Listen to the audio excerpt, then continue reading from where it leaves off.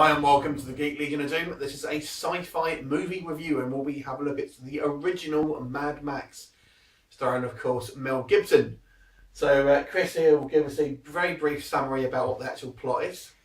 Over to you, Chris. Basically it's set in a post-apocalyptic Australia, set in Australia, and it's about a cop played by Max, played by Mel Gibson. Basically he goes out for revenge on that. There's a lot of biker gangs and different things, you know.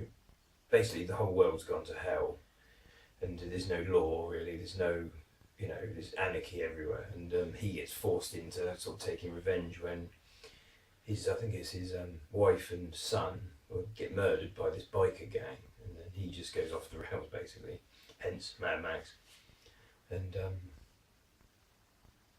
And then basically seeks revenge on the people that have taken his wife and that. So it's a fairly straightforward plot. Yeah, there's not much in it, but you know, it's kind of like I think it works because I suppose it might have been, when it was made, it's probably a little bit ahead of its time, probably, because it's kind of. There were certainly a lot of movies that came out, you know, post Mad Max that kind of try to copy that formula, and I think Mad Max 2, or The Road Warrior, is known in America, is probably the kind of the one that I think people think of more. Yeah. When you think of Mad Max, you kind of think of that kind of a little bit more kind of, you know, bigger budget and a bit more sort of elaborate than the original Mad Max. I mean, the original Mad Max is kind of one of those violent 80s movies, isn't it? And you got a very young sort of Mel Gibson before he had any reputation problems. Yeah. when he was first starting out. One of his first films, isn't it? Yeah. I have to say, although I really liked the original, the original sequel, Mad Max 2, and I didn't mind the third one either.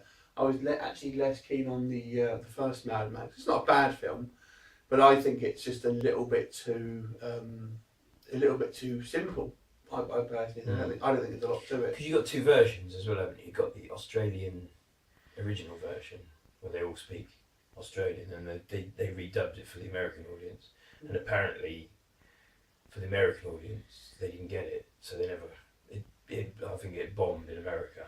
They just didn't get they couldn't get, even with the redubs, they just couldn't get the film, and hence apparently when they made Mad Max 2, the reason it was called The Road Warrior in America was because they didn't bill it as Mad Max 2 because no one had seen Mad Max 1. Yeah. So they kind of almost made it as like a fresh film, so you didn't have to go and see Mad Max 1 to know what was going on in Mad Max 2. I do think Mel Gibson was good. I have to say that, even though I think that the plot was very simple. You know, I think Mel Gibson was quite good, and it was quite a violent movie. Violent, and it was kind of, it was low budget as well, and I think that kind of gives it that little tinge of a little bit extra sort of violence, you know, because it's almost done. The violence is done. You know, there's no sort of trickery. It's kind of almost done, like the car crash is almost literally just car crashes and things like that. You know, there's no real sort of movie trickery. And that's, you know, and Mad Max is synonymous with that's a franchise. It's really it's about sort of motor combat, really, isn't it? It's kind of one of these things where you had, you know, these kind of like souped up sort of slightly futuristic cars and stuff, all with kind of like attachments. And that's kind of, you know, there's no denying that obviously the cultural impact I think Mad Max has had. Yeah, there's been a lot of like rip-offs, hasn't it, to be fair. You know, so it's obviously a very influential film, even though it wasn't obviously initially successful. For me personally speaking, it's an okay film. You know, there's no denying it's obviously a film that's had influence on other things, and Gibson gives a good performance. I just think it's a little bit simplistic. Yeah, and it is kind of cheap, but obviously it was a low budget film. So I'll give this. Personally, I'm going to give this movie a 6.5 for the original Mad Max. What about you? Yeah, I'd give it a 6, probably. Yeah. Fair enough. What did you think of it? Leave us a comment and we'll look forward to seeing you next time. Bye for now.